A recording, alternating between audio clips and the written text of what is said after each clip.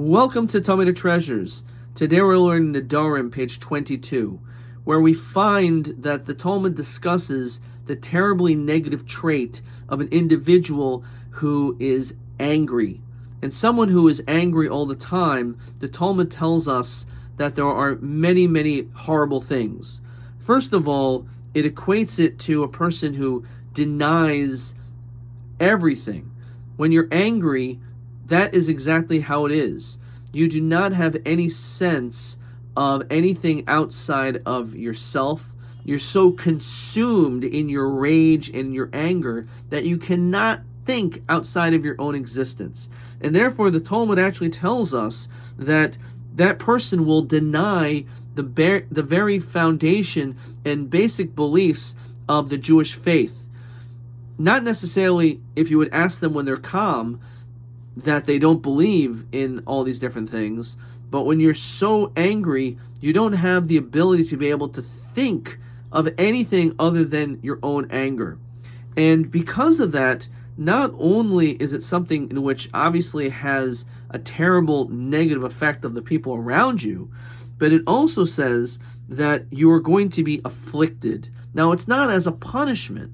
We know that a person who has a lot of anger, it's very possible that because they have all this tension inside of them, it could cause a lot of stomach ailments, and it could lead to ulcers and all sorts of different problems. A person, for whatever reason, is incapable of controlling the anger that they have, then unfortunately it can have major physical impacts, negative physical impacts on that person.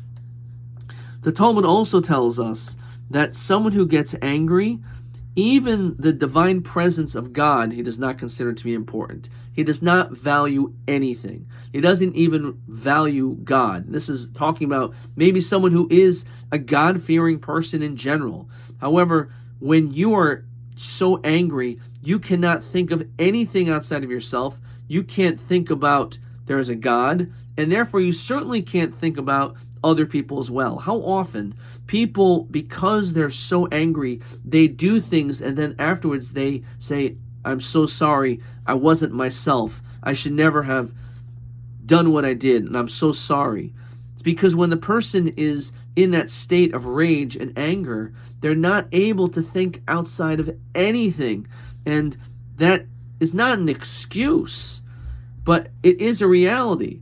Of course, that individual needs to figure out how to improve themselves. And on this, the Talmud says something which is even more frightening, if you will. It says that even if it looks like you have a person who is very religious and seemingly is very saintly and holy, it says that if you see that this person is angry, then you should know that their sins are greater than their merits. There's no way a person could be this way and truly be saintly. They may act like it, but the truth is it shows a lack of control. And this is the whole idea of what the Torah wants from us. It doesn't want us just to do some random robotic acts by doing certain mitzvot and that's it.